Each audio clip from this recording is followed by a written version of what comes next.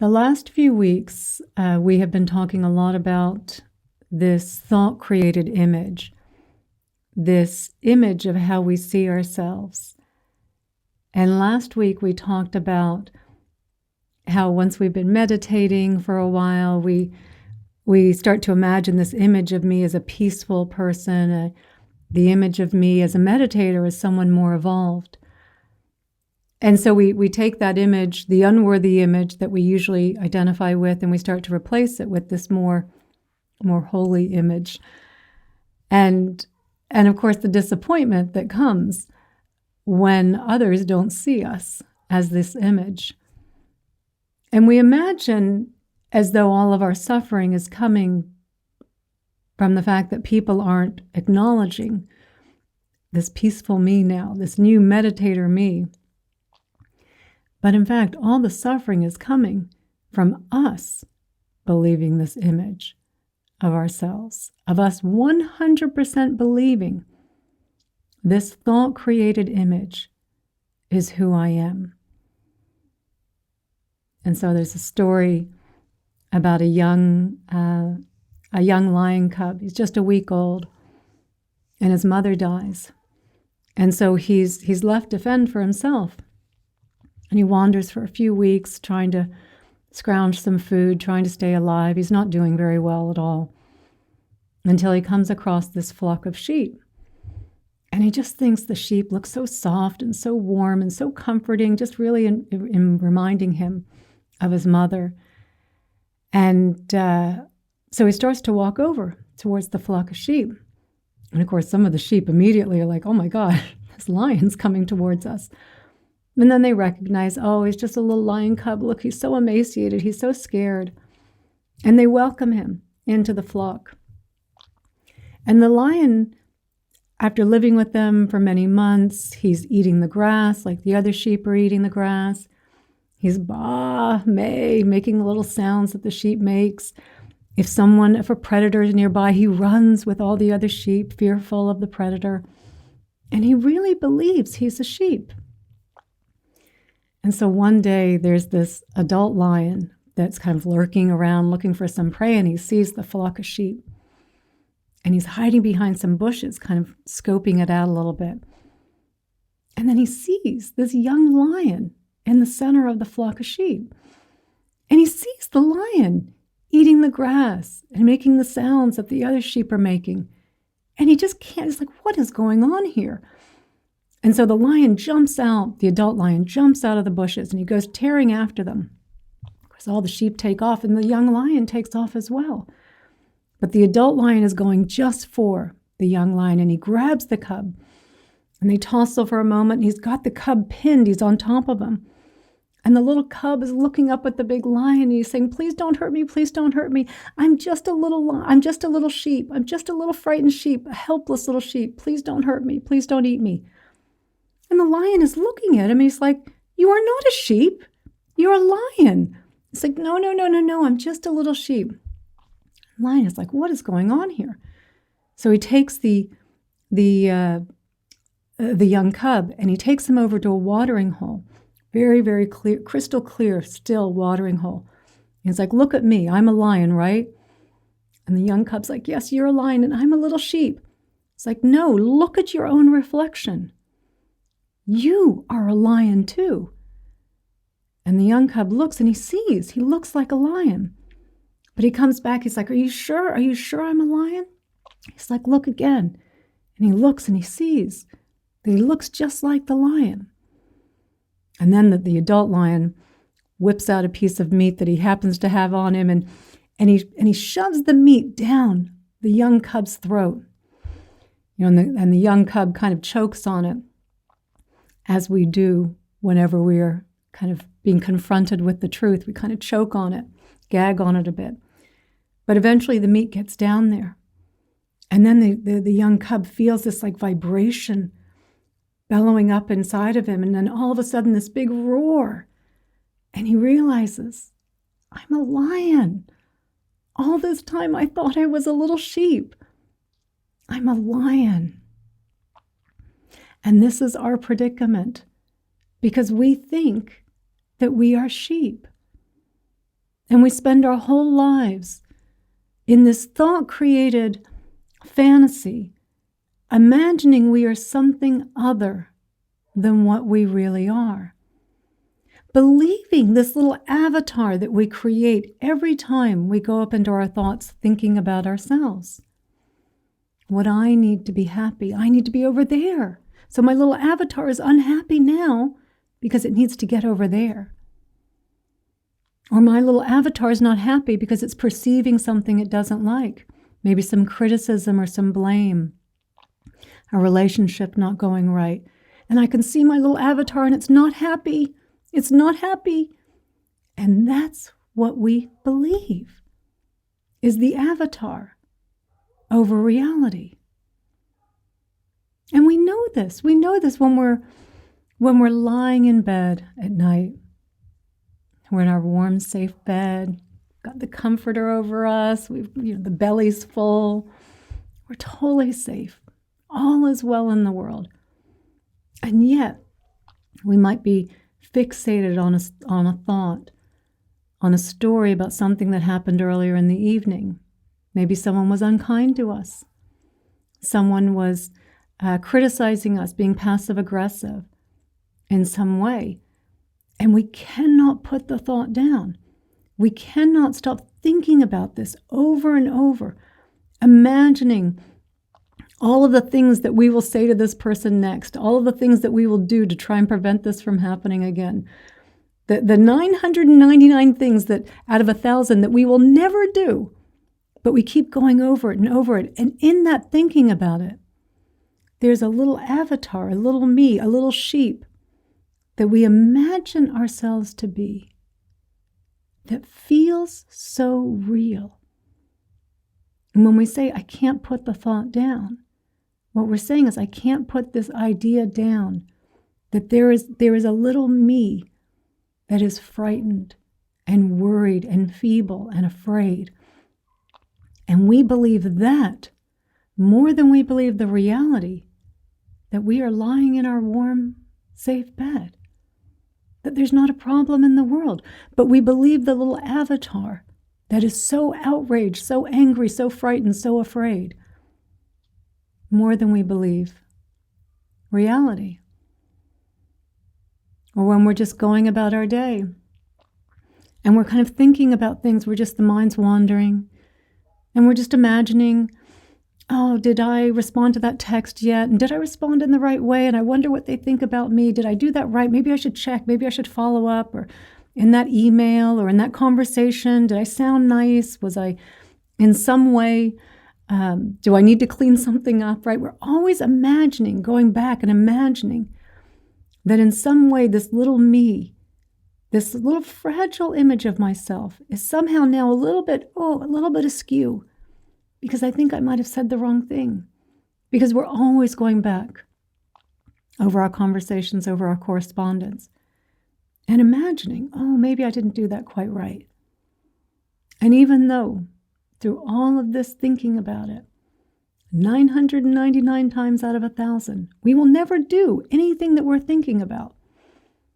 But we keep getting lost in it, imagining I am this thought-created me, versus the real me that's just maybe cleaning, doing the dishes, walking around the house, just picking things up.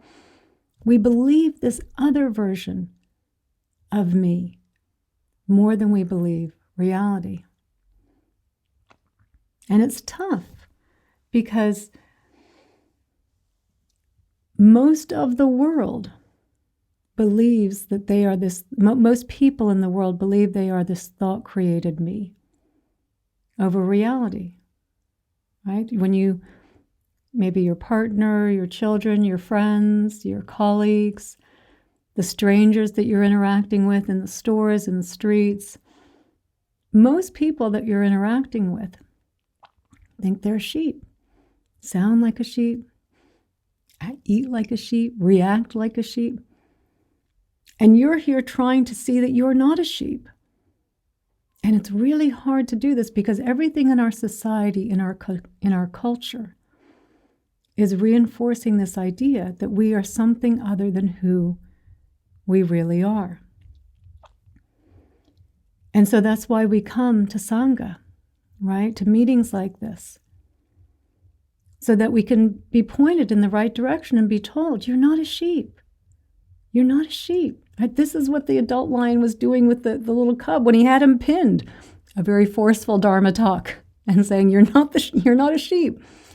And then he dragged him over to the watering hole and said, look for yourself. You are not a sheep. And this is what we're asking you to do, is to look for yourself, to see what you really are. Because while there are many, many, many, many different paths up this mountain of awakening, of enlightenment, of self-realization, whatever you want to call it, there are many paths up this mountain. But every path has in common, you have to see this for yourself. It is not enough to hear someone talk about it.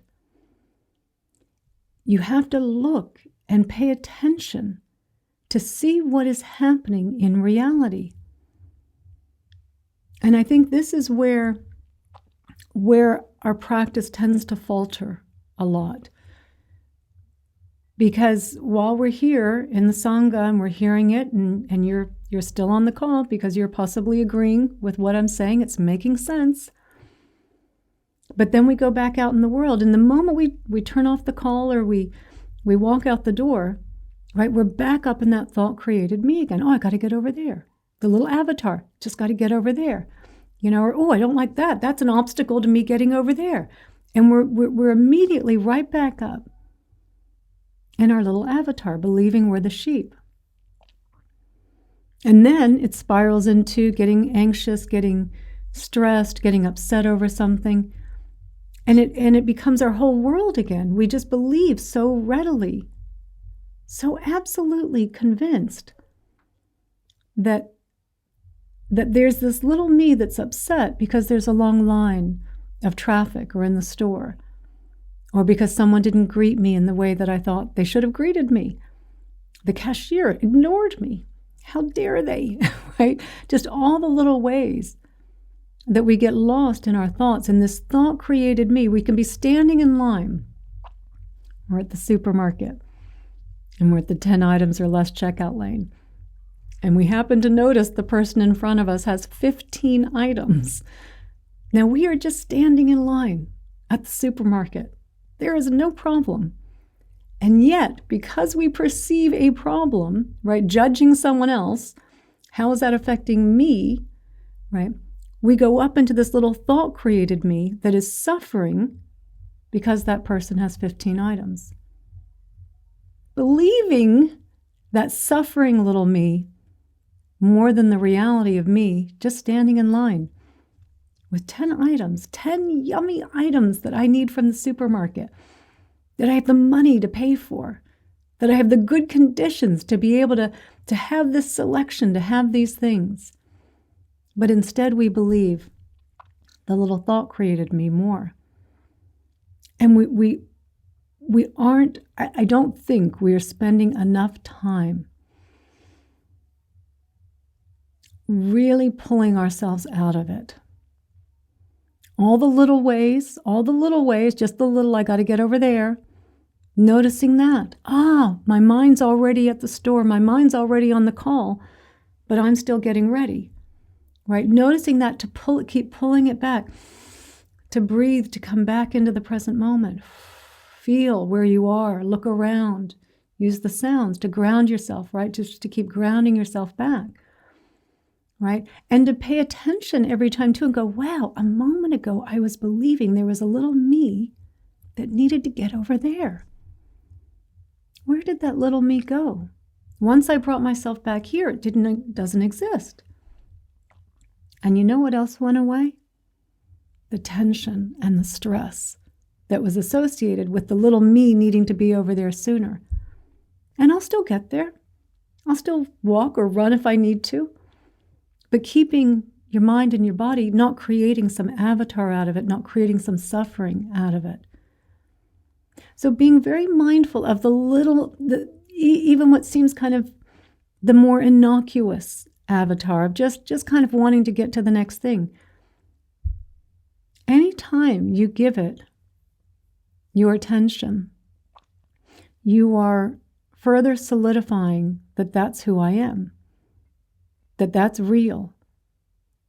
And then it's hard to put down the thoughts of when someone was unkind to us or criticized us or disappointed us or harmed us in some way, because we so believe in the wounded me, the outraged me, the disappointed me, instead of just, disappointment arising, right? Causes and conditions, right? This is what we're trying to see. Everything is simply arising through causes and conditions, moment by moment, changing moment by moment. You have 8 billion people on the planet.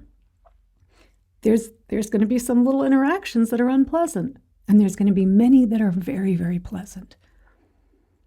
But, every time there's a little interaction that's not pleasant, go up in the little me, right? And push back on it in our thoughts. And that's where our suffering is coming from. So if it's something big, we've talked about a couple times where there's just that heavy feeling, there's maybe just that dread feeling that sometimes we wake up with, that sometimes we experience. Maybe we're just kind of getting over something, and there's just some negative energy around us. And forgetting our practice, which is to come in and feel it, to be with what is happening. Because every time we come in, and we can use the breath to bring us into the body, to feel the body, to create some space, because whenever that thought created me is around, there's always some tension associated with it. So we come in and breathe and feel it. We can't be keeping the thought created me around. It can't sustain itself without thought. So if I'm now paying attention to my breath and feeling my body, I'm not having thoughts that's sustaining that little me. It's gone. And we have to keep snipping, cutting this association with this little thought created me. And the body is such a good, the breath and the body, such a good place for us to come into.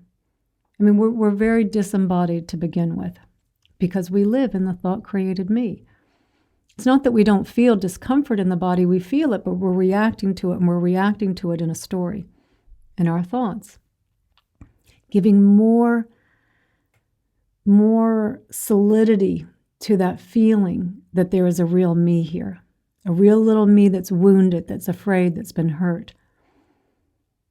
And so coming into the body, breathing, feeling it,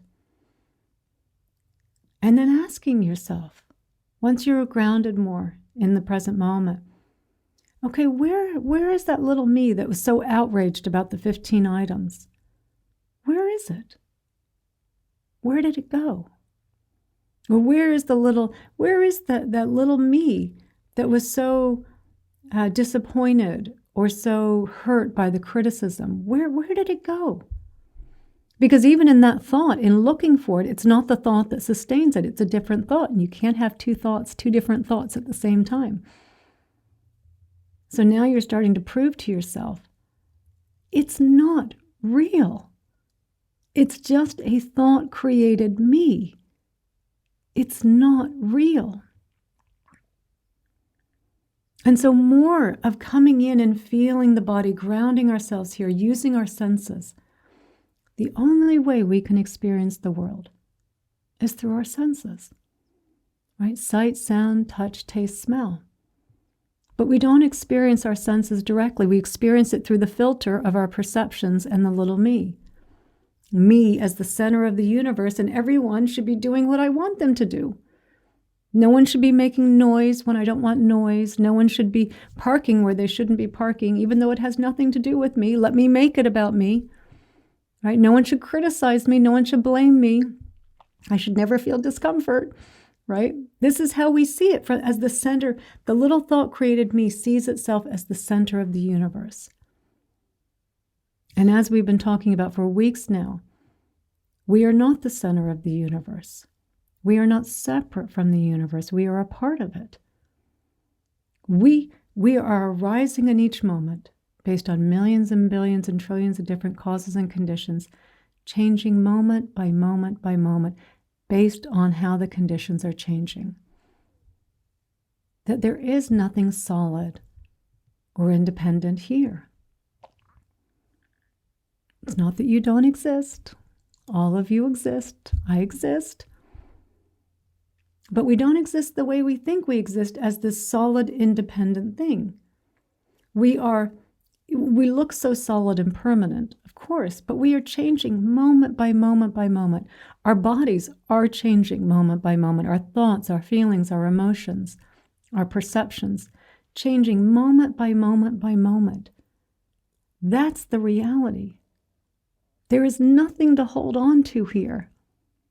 There is nothing to cling to. There is no one to be disappointed. Disappointment can be arising, and that's okay. We still get disappointed from time to time. Of course we do, right? We do try and check our expectations as best we can to minimize them, but yeah, we all experience disappointment. And to do it through the lens of, this is what's arising right now, disappointment. Okay, I can be with that. I can be with the disappointment because that's what's arising. I don't want to push back on my experience. That's what's arising, disappointment. Breathe, feel it, feel what's happening. The disappointment is real. The story of how I'm a victim because I'm disappointed is not real. And that is giving life to this little avatar where all of our suffering is coming from. So coming in and feeling what's happening, disappointment is here. Okay, breathe. It's okay. It's not going to kill me. I can be with it. I can feel it. I should feel it. I should feel it. I should know what this feels like. But I don't need to make a story out of it. I don't need to make myself as a victim out of this. Or if stress is arising, a little bit of chaos is arising. Just before this call, so most of you know I have 3 dogs, and the youngest one had gotten out. My mom was going for a walk, and she tried to follow my mom out. And we couldn't get her back in. And it was a little bit of chaos 40 minutes ago as we're trying to get her back in. And it was like, this is what's arising right now. Chaos is arising. We're trying to get Mia back in the puppy pen. And, what can you do? I mean, you could get upset. The little avatar could be like, what's going to happen? You've got a class in 10 minutes. Oh, no. You're a victim of your dog. No. It's like, chaos is arising right now. Mia's thinking this, my dog Mia, is thinking this is some kind of game right now. She thought it was great fun, right? So we all had great fun with it. Great. And then we got her in the pen, and I still had a couple minutes to sit here before the class started, right? So it's okay to arise with whatever's arising. You're a little rushed. You're running, right? It's okay, right? If those are the conditions, if that's what's arising in that moment, don't deny who you are in that moment. That's what was happening. Based on a million billion causes. One cause in particular, Mia jumping through the fence. but this is what's arising, and this is what we are trying to see. What, I'm asking to kind of hold your head over the watering hole and look at how you are arising moment by moment by moment, changing moment by moment by moment. There is nothing solid here. You arise as a process that's constantly in flux, constantly in change, right? And that's how you flow, right? We want to flow with life. When life speeds up a little bit, okay, the dog gets out, okay, got to run a little bit, got to maneuver, got to try and think quickly here, right? Like, okay, that's what's arising. When the conditions change and we're a little bored, there's not much going on, recognizing again, these conditions aren't going to last. I should enjoy this. I should just sit back and look out at the sky and see how all things are arising and changing moment by moment. Yeah. because I'm not going to have this moment. In a little bit, whatever moment I have right now is changing. And really recognizing there is nothing to hold on to here. We say the words, let go, but we let go, kind of prying our fingers off, right? Oh, I know I should let go. I know I shouldn't be angry because it's causing me suffering. What I'm suggesting is that we're letting go because we're seeing how we are arising in each moment, how everyone else is arising in each moment, how everything in this universe is arising moment by moment by moment. There's nothing personal here. There's nothing personal going on. It's just millions and billions of different causes and conditions arising and changing moment by moment by moment. But we have to look. We have to let go of who we think we are in order to see who we really are. And we have to be really careful on the spiritual path, because there is this transfer that we tend to do of the unworthy me, the stressed me, the anxious me, the unlovable me, that avatar. And we trade it out for a more divine me, a more peaceful me, a more spiritual me, a meditator me. You are not any image. Any image is suffering. You're not any image. You are not a thing. You are not nothing. You are not nothing. This is not nihilism. But you are not a solid thing. You are a part of the universe, interwoven, interdependent, interconnected. You cannot not be a part of this. And this is what we want, is to know this, to know how we are flowing in each moment, to know how we are a part of this, how we are connected. This is what we are desperate to know, to come back to. But as long as we think we're a sheep, or a meditator, or a spiritual person, or a peaceful person, anything, any image, we don't see what's really going on. So more looking, bringing yourself into the body, feeling, right? Definitely more feeling as well, feeling, grounding yourself here. And then noticing, how is this all arising moment by moment? Wow, a moment ago, I was really upset about something. Where is that little me that was so upset? I can't find it now. Wow, it was just conditions arising, right? And old habits arising and changing, right? No beating ourselves up for it, because these habits will persist for a while, right? So it'll just be arising, and it's like, that's what was arising. I was a little stressed, I was a little tired, I fell back on that old habit. And I see how the little me, that little avatar arose, and I was believing it. I was absolutely believing it. And then by coming in, because of a different causing condition, because you're a meditator, you practice spirituality, you know mindfulness, you come into your body, you breathe, you ground yourself, and you go, where did it go? It's gone now. So what's real? This being here that is just arising moment by moment by moment and changing, that flows with life, that sees itself as a part of the universe and not the center of the universe. And to keep looking at it that way, because this path, the path that I'm teaching here, is a path based on wisdom. Wisdom and compassion, which I always say are two sides of the same coin. It's in seeing the nature of reality, to let go of who we think we are, the sheep, so that we can see who we really are, what we really are. An even better way of putting it, what we really are. And that is when you let go. Let me enjoy the ride now. Sometimes the ride's a little bumpy. That's the reality of the world we live in. But I don't have to push back on it. I don't have to create some little image of a wounded me around it. It's just bumpy. It'll change. Right? This unpleasant condition will change, like all conditions change. Everything does. And that's how we flow. We flow as the river. We flow as life. We are life. We are life. We are part of this. So we have to stop identifying with the thought created me, however innocuous you think that little thought created me. Just I'm going to get over there. I'm going to have this and it's going to taste so good.